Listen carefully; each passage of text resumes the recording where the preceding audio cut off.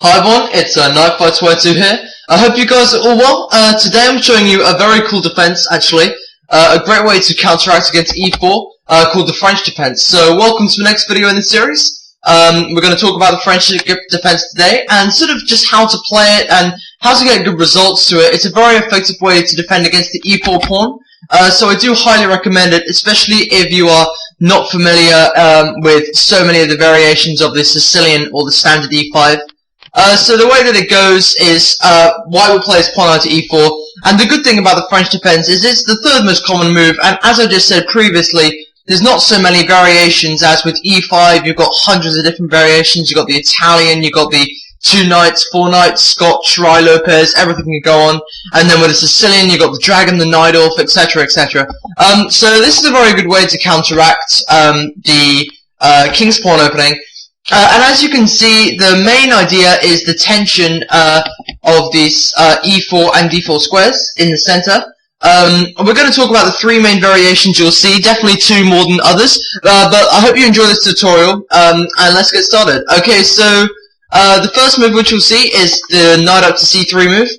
This is a one which I quite like playing against, purely because I believe that it's not great, as it actually blocks in the c-pawn. Now you may be asking Mr. Knife22, what is the issue here? I mean, this knight usually belongs on c3, doesn't it? Only weak players would make a weird move like c3.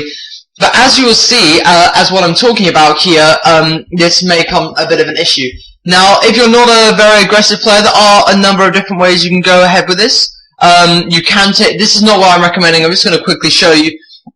You can take the pawn, and after knight takes here, then you can play a knight up to c6 and have a very comfortable game, something like this. But that's just a very passive way to defend against the French. Another one is bishop down to b4, and the idea is white's queen side becomes very weak with stuff like this. But I don't like this, as it's trading off a bishop for a knight, and in potentially what can be a very open game, this dark square bishop is very valuable, contributing to the c5 square. You see that in the advanced variation, and in the variation which I'm going to recommend to you. Let's have a look at that now. I recommend playing this knight up to f6 move, which I believe is just a French classical variation, at which point you may see one of 2 things.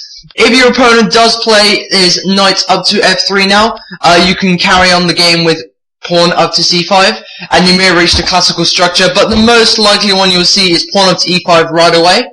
And you may be saying, oh, Mr. Knife22, this is going to weaken the f6 square, and you're going to lose the tempo with your knights. But actually what I wanted to put my knight is down onto d7, and you'll see this is very useful, having one knight on d7 and one knight on c6, contributing to these squares in the center is actually very useful for the French defense.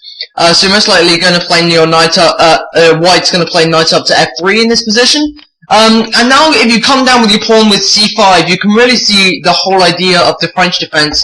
It's just the tension on this pawn. If you flip it over from the black perspective, you know, it's a good position. You usually typically have your pawns out on c5 and d5. It'll become very clear to you in a minute when we talk about the advanced variation. But typical moves you might see bishop up to e2 now, and then a black, I would expect to play knight up to c6, and after castles, you'll notice that black isn't moving his bishop up to the e3 square, and this is because of the simple move queen up to b6. And purely because, you know, say if white did move his bishop up, it can cause a little bit of trouble. It's not particularly nice after takes, and then you got a bishop down bidding on b4, and it just opens up the b-file, and it's not great, which is why you would typically see white castle on the king side immediately.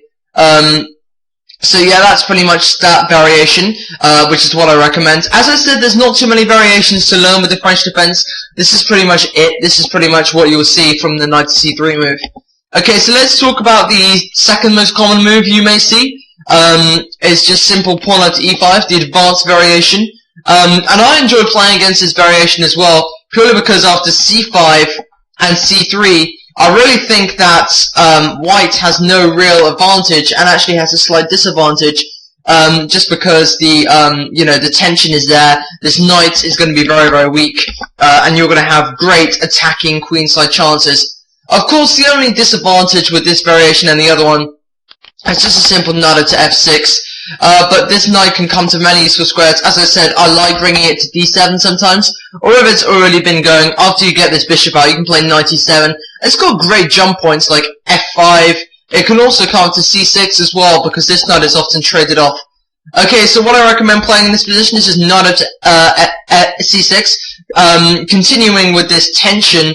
And there's a little line I like to play if you see knight up to f3 here, again with the queen to b6 move.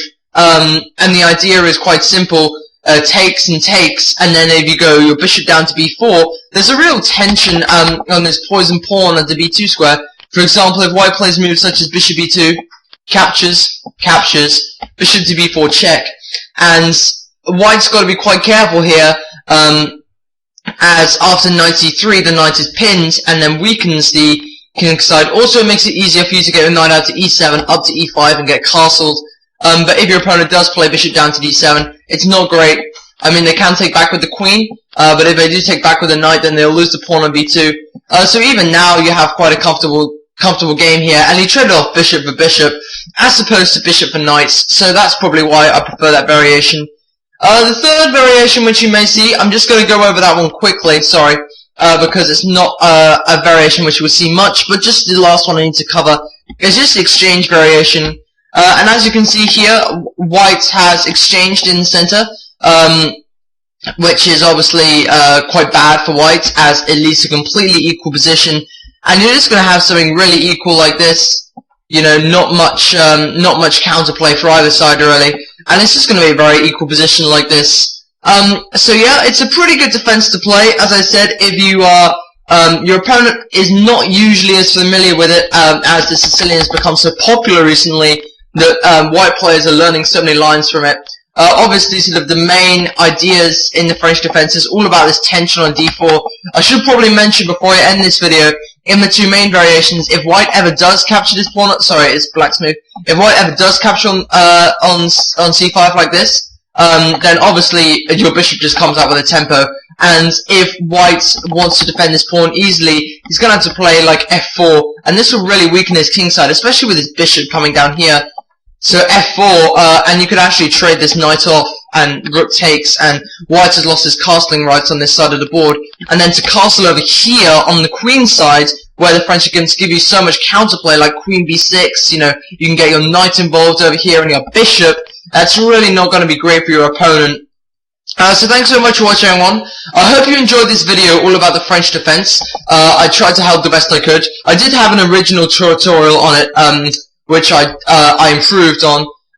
So that's pretty much it. I think something's just happened to your board, and I'm sorry about that. I think it's gone back to normal now. I should probably mention just before I go that the stats I currently have here is 39.1% win for white, 30% draw, and a 30.9% win for black. So it's quite a good defense, as not many black defenses have a black win of over 30%. Not a high draw percentage either, so obviously this has got to lead to a lot of attacking chances with the tension on the board. Alright, so thanks so much for watching, everyone. I've been Knight522. I wish you good luck playing this defense, and I'll see you next time. Goodbye, guys.